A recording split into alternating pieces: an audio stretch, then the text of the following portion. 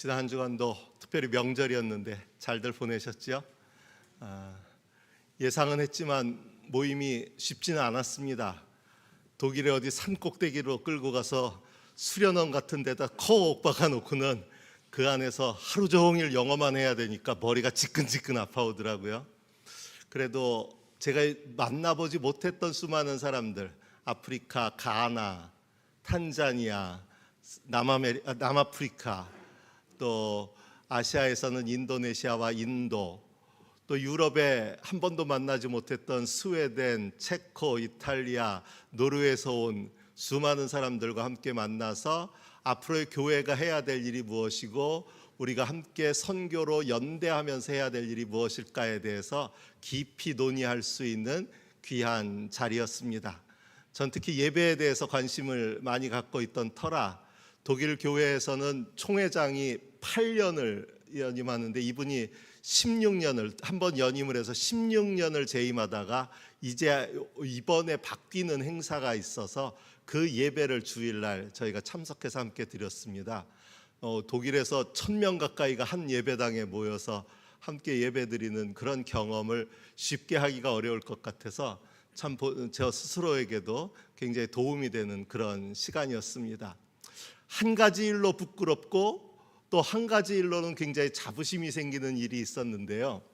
여러분이 쉽게 생각할 수 있겠지만 모든 나라 사람들이 저를 만나자마자 제일 먼저 물은 얘기가 뭘까요? 너희 나라 어때? 그 말 나올 걸 예상했어요. 그래서 일부러 사전 뒤져가면서 계엄이 뭐더라, 탄핵이 뭐더라, 법정 용어들 막 찾아서 일부러 외우고 갔어요. 그 질문 나올 게 뻔하니까. 윤석열 때문에 창피했고요. 죄다 그걸 물어보니까. 또 하나, 사실 그 생각은 저도 잘 못하고 갔는데 그 질문이 나오니까 많은 사람들이 그걸 얘기하고 있더라고요. 뭔지 아시겠어요? 너 광주에서 왔다며? 한강이 거기 사람이지? 특히나 스웨덴에서 온 사람들이 있었잖아요. 그래서 자기는 그 이후로 책을 다 찾아서 읽어봤다고 그러면서 한강이 얘기한 게 바로 광주 얘기지까지 얘기하더라고요. 그래서 참 한 사람 때문에 기쁘고 한 사람 때문에 우울했는데 저와 여러분이 세상에서 빛과 소금이 된다는 게 그런 의미가 아닐까 하는 생각이 됐어요. 여러분들 한 분 한 분 때문에 누군가는 기쁨이 되고 행복할 수 있는 그런 존재로 살아야지 나 때문에 다른 사람이 불행해지고 슬퍼지고 이런 얘기가 좀 그렇지만 야, 저 사람 고백교회 다닌디야, 이게 기쁨의 소리가 돼야 되는데 야, 저런 사람 다니는 고백교회라면 나도 다니고 싶다가 돼야지 야, 저 사람 고백교회 다닌대 그러면서 야, 그것도 교회냐 소리 들으면 안 되잖아요. 우리가 남들에게 칭찬받을 수 있는, 존중될 수 있는 그런 존재, 빛과 소금으로 늘 살아가시는 여러분 모두가 되시기를 바랍니다. 미국 UCLA 의과대학 교수가 이제 머지않아 공부를 마치고 병원으로 나가서 환자들을 치료하고 진출하게 될 학생들과 거의 막바지 수업을 이어가고 있었습니다. 그 수업에서 이 교수님은 한 사례를 들어서 학생들에게 질문을 했습니다. 아버지는 매독균에 걸려 있고 어머니는 폐결핵 환자다. 그 둘 사이에서 아이 넷이 태어났는데 첫째 아이는 매독균으로 인해서 장님이 됐고 둘째 아이는 이미 병들어 죽었고 셋째 아이는 역시 이 부모들의 병 때문에 귀머거리가 됐고 넷째 아이는 결핵 환자가 됐다. 그런데 어머니가 또 임신을 했다. 이런 경우에 그대들이라면 어떻게 할 것인가? 그랬더니 학생들이 입을 모아 대답합니다. 유산시켜야 합니다. 아버지가 매독 환자고 어머니가 폐결핵 환자고 이미 낳은 아이 넷도 다 그 모양이 되었는데 이런 악조건에서 아이를 또 낳으면 어떻게 되겠습니까? 당연히 유산시켜야 됩니다. 그러자 이 교수는 점잖게 아주 정중하게 이렇게 대답합니다. 그대들은 방금 베토벤을 죽였다네. 베토벤의 가정이 바로 그런 가정이었다는 거예요. 그 의사들이 만일 그 의사가 당시의 의사가 그런 선입견을 갖고 있었다면 베토벤은 세상에 날 수도 없었다는 이야기를 들려주면서 생명의 소중함을 다루는 의사들이 선입견을 가지고 있다면, 그렇게 대한다면 어떤 끔찍한 결과를 가져올 수 있는가를 알려주는 예를 보여주었습니다. 오늘 우리가 함께 읽은 본문의 말씀들은 우리가 가질 수 있는 선입견이나 편견, 고정관념에 대한 말씀으로 읽을 수 있습니다.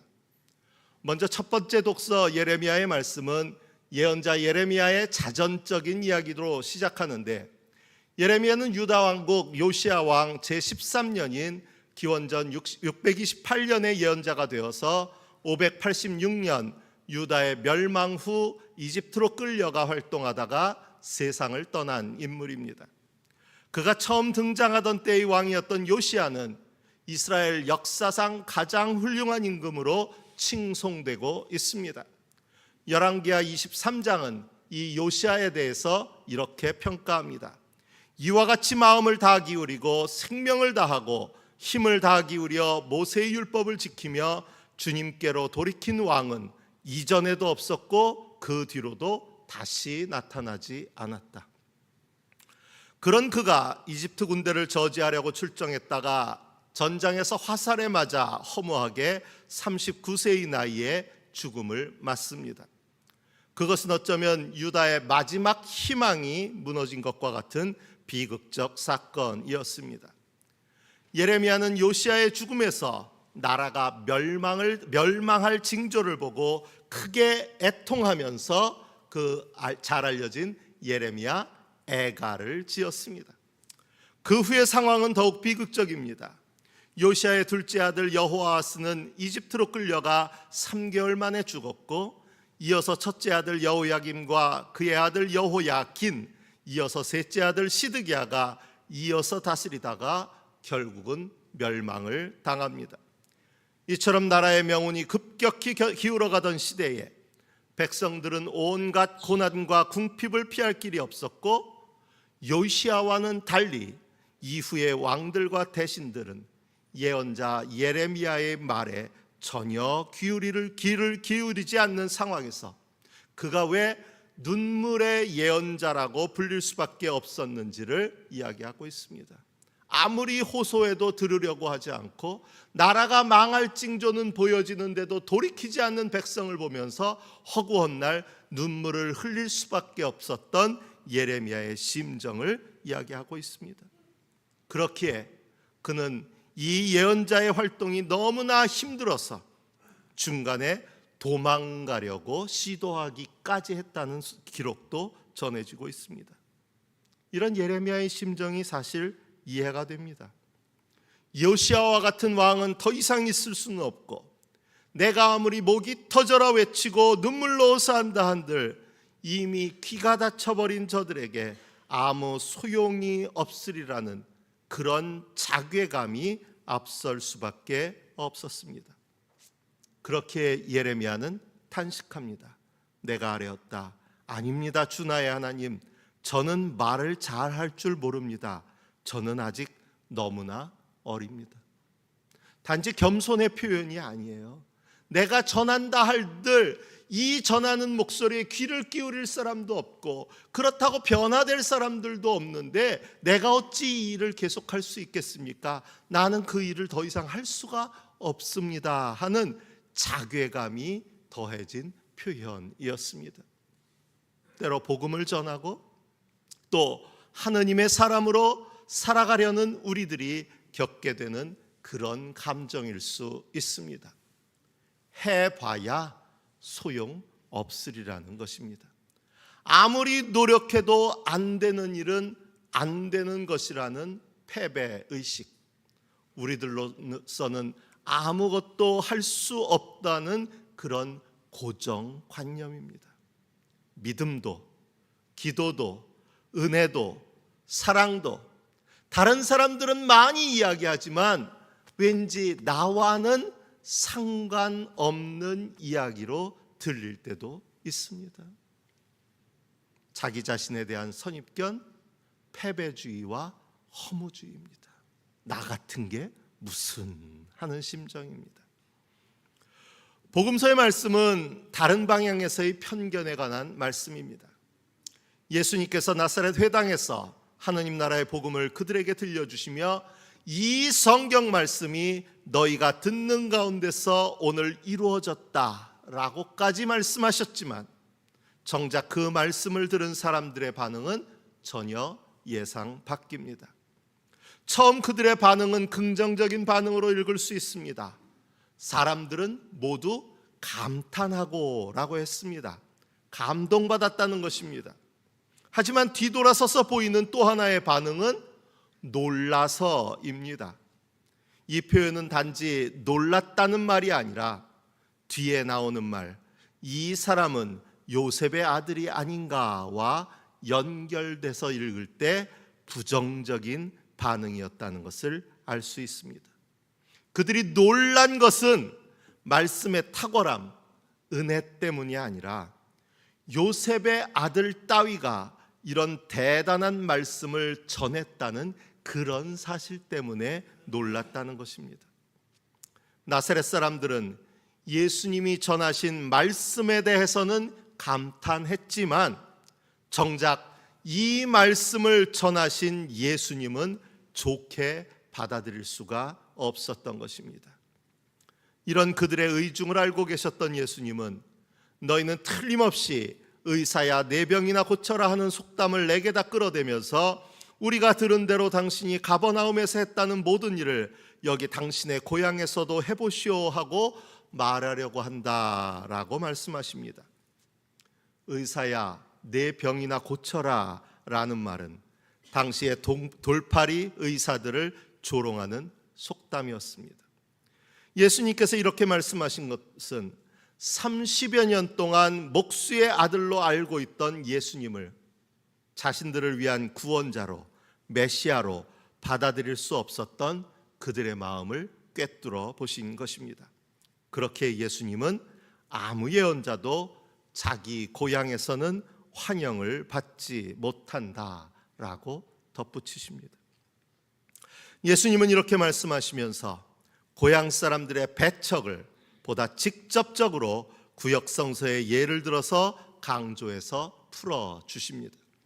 그 하나는 엘리야 시대에 완악했던 이스라엘 백성들로 인해서 3년 반 동안 가뭄이 심각했고 그곳에도 과부들이 많았지만 환영받지 못해서 오히려 이방 땅 시돈에 있는 사렙다 과부에게 보냄을 받으셨다는 이야기입니다.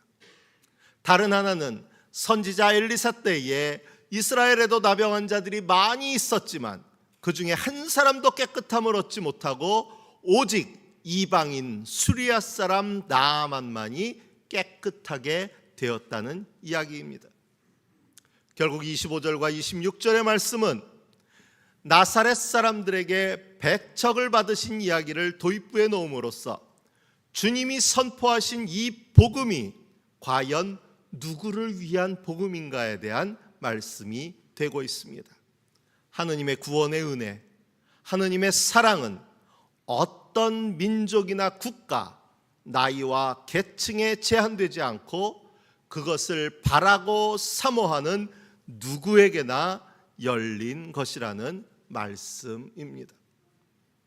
이번에 인도네시아에서 온 분들을 만났는데요, 우리와는 전혀 다른 상황에 있는 이야기에 깜짝 놀랐습니다. 인도네시아는 아직 기독교가 차지하는 인구가 굉장히 적은 상황입니다. 그럼에도 불구하고 지금 인도네시아는 신학교마다 자리가 없을 정도로 꽉꽉 들어차고 지원자가 해마다 늘어나고 있대요. 근데 그 말을 듣고선 독일 분들하고 저하고는 둘 다 깜짝 놀랐습니다. 우리는 다 신학생이 줄어서 앞으로 목회자를 어떻게 수급해야 될지, 목회자 정년을 연장해야 되는 게 아니냐 하는 고민을 하고 있는데 인도네시아는 오히려 67세로 되어 있는 정년 연장을 낮추려는 계획을 갖고 있다는 거예요. 젊은 목회자들에게 자리를 만들어줘야 되니까. 한동안 우리가 동방의 예루살렘이라고 하면서 얼마나 자부했어요. 이제 점점 한국 기독교의 위세, 세계 속에서의 한국 기독교의 자리는 점점 좁아져 가고 있다는 생각을 갖게 됩니다. 우리는 우리들이 하느님의 선택을 받은 위대한 믿음의 나라라고 생각하고 있었지만, 하느님의 복음은 나라의 경계, 인종의 경계, 민족의 경계를 넘어서고 있다는 것을 오늘 예수님은 말씀해 주고 있습니다. 그렇게 결국 이 말씀은 선민 사상으로 가득했던 나사렛 사람들의 분노를 자극하게 되었습니다. 왜 그들이 분노했을까요? 그 말씀을 듣고 왜 화를 냈을까요? 그들은 그들만이 아브라함의 자손으로서 하느님의 구원의 대상이 될 것이라 확신했는데, 이런 그들이 아니라 오히려 이방인들이 구원을 받을 수 있다고 말씀하신 것이기 때문입니다. 결국 분노한 그들은 들고 일어나 예수를 동네 밖으로 내쫓았다. 그들의 동네가 산 위에 있으므로 그들은 예수를 산벼랑까지 끌고 가서 거기에서 밀쳐 떨어뜨리려고 하였다라고 기록은 이야기하고 있습니다. 나사렛은 해발 350m의 산기슭에 위치했기 때문에 절벽이 많이 있었고, 그들에게는 사람을 산벼랑에서 밀쳐 죽이는 그런 형벌이 있었습니다. 역대지하 25장 12절에는 이런 기록이 남아 있습니다. 절벽 위로 끌고 올라가 그 밑으로 떨어뜨리자 그들의 몸이 으스러졌다.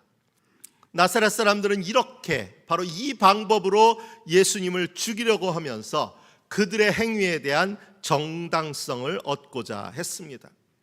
하느님의 백성이라는 자신들의 당연한 특권을 지키려는 그런 행위였다는 것입니다.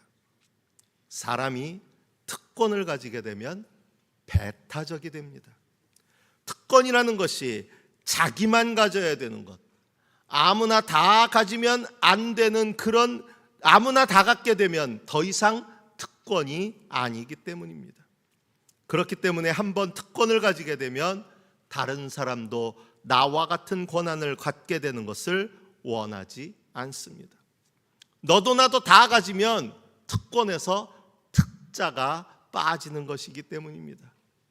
그래서 다른 사람은 특권을 가지지 못하게 하려고 이미 가지고 있는 사람들끼리 똘똘 뭉쳐서 방어하게 되고, 그래서 배타적이 되는 것입니다. 이스라엘 백성들은 자신들이 아브라함의 자손으로서 구원받은 백성이라고 자부했습니다. 그것을 문제 삼을 이유는 없습니다. 오히려 문제는 그런 확신과 자부가 다른 사람의 배타가 되었고, 그래서 배제와 차별과 혐오의 원인이 되었다는 것입니다. 그들이 하나님의 백성이라는 것은, 그들에게 주어진 은혜인 것은 분명한 사실이지만, 그들만이 이런 은혜를 받을 자격이 있다는 특권의식이 자리 잡으면서 그들은 심지어 자신들의 기득권을 지키기 위해 자기 민족 외에 다른 민족에 대해서는 멸시하는 경향까지 가지게 된 것입니다. 안타깝게도 요즘의 사회와 교회가 점점 이런 유대인들의 모습을 닮아가고 있는 듯합니다. 이번에 모였던 선교협의회에서 가장 많이 이야기된 것이 전 세계적으로 확산되고 있는 극단적 우경화 경향과 이에 따른 이주민에 대한 배타적 태도와 정책의 문제점이었습니다. 윤석열 말고 그 다음에 가장 많이 논의된 얘기가 트럼프 얘기였어요. 트럼프 얘기 계속하면서 이번에 성공회 주교가 트럼프가 취임하는 자리에서 트럼프에게 일침을 놓는 이야기를 해서 굉장히 전 세계적으로 뉴스가 됐고, 함께 모였던 선교협의회에 참석했던 모든 사람이 그분에게 지지를 뜻하는 편지를 보내는데 서명을 해서 보내준 적이 있었거든요. 미국에서도 이번에 UCC 관계자들이 몇 명 왔는데, 그 미국에서 온 친구하고 저하고 둘이서 앉아가지고, 야, 혼자가 아니어서 그래도 다행이다. 너네는 트럼프를 가졌고 우리는 윤석열을 가졌다 하면서 서로를 위로했었는데, 지금 독일도 선거를 앞두고 있거든요. 독일도 선거를 앞두고 있는데 독일도 굉장히 우경화된 대표 주자가 나서서 우리도 모든 이민자에게 열려있던 문을 닫아 걸겠다라고 지금 등장하고 있어요. 전 세계가 이런 방향으로 하고 있어요. 우리만의 특별한 권리를 주장하는 그런 현상이 전 세계에서 나타나고 있다는 거예요. 우리를 향하신 하나님의 특별한 사랑과 은혜를 고백하는 것은 좋지만, 그것이 우리만의 권리라고 주장하는 순간 우리는 진리를 거스르고 성령을 거스르는 사람이 되어버립니다. 예수님은 바로 그 경계를 허무신 분입니다. 하나님의 은혜는 이스라엘 백성들의 전유문이 아니라 엘리야 때처럼 엘리사 때처럼 누구든지 환영하고 받아들이게 된다면 구원의 대상은 제한이 없다는 것입니다. 어느 누구나 구원을 받을 수 있다는 것입니다. 그리고 이 일을 가능하게 하는 것이 바로 사랑입니다.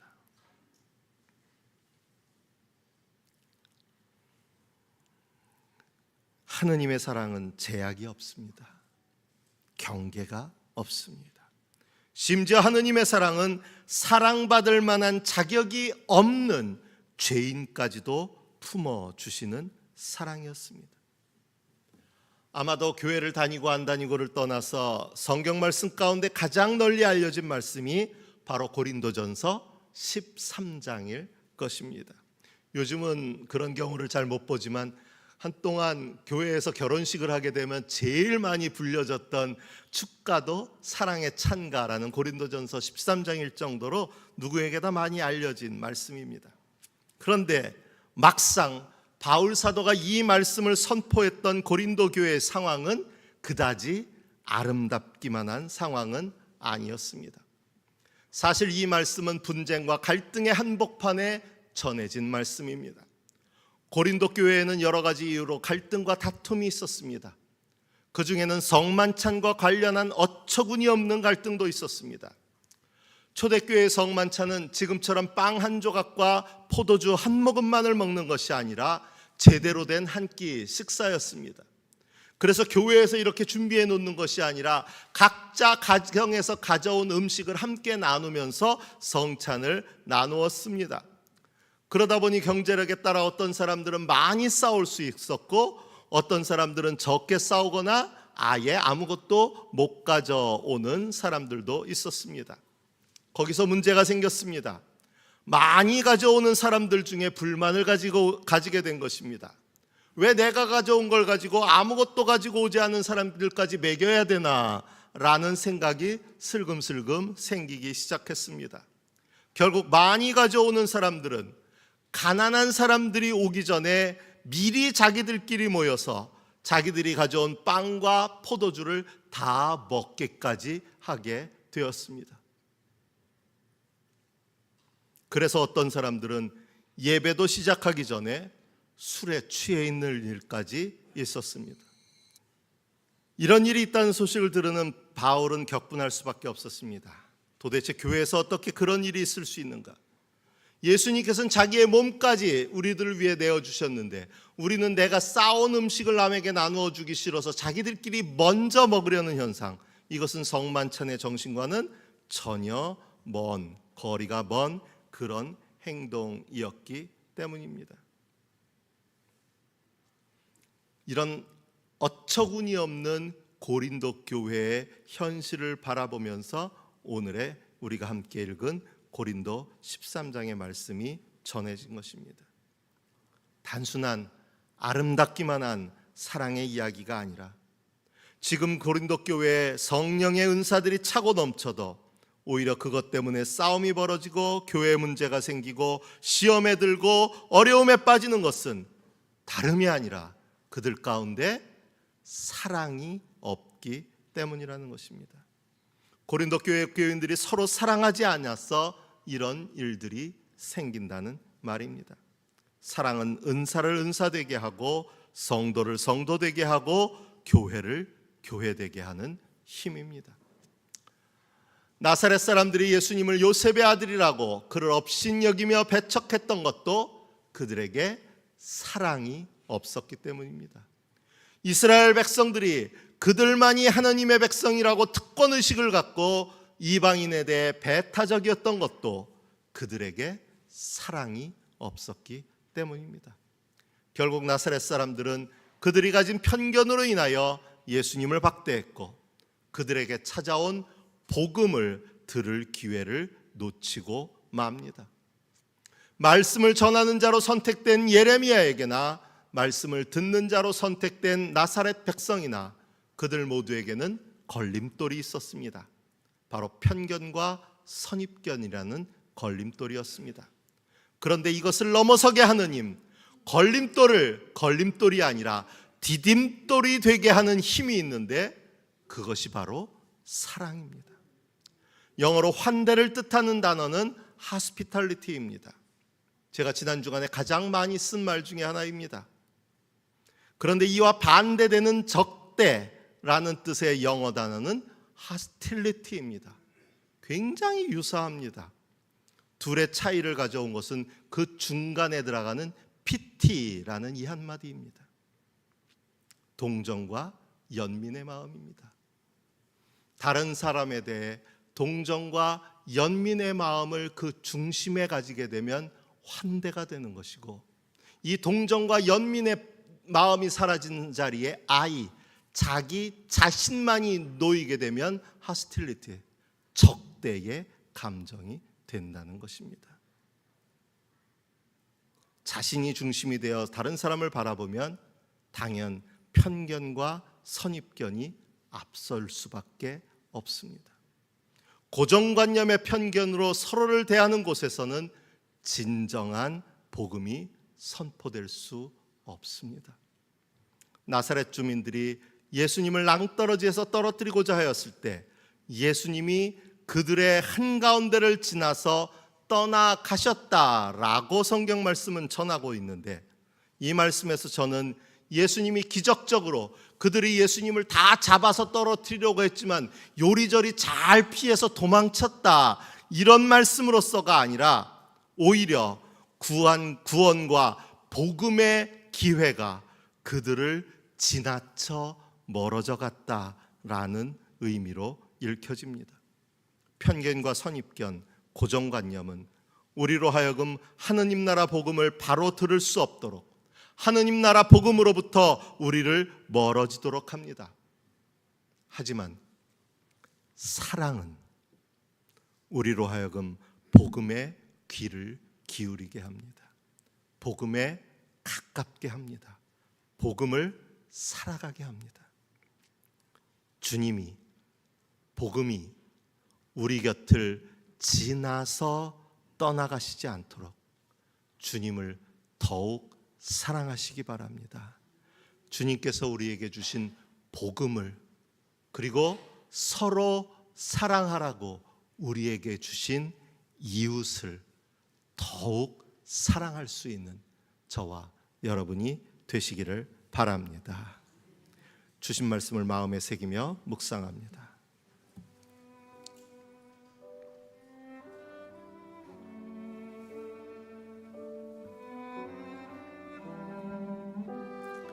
그러나 예수께서는 그들의 한가운데를 지나서 떠나가셨다.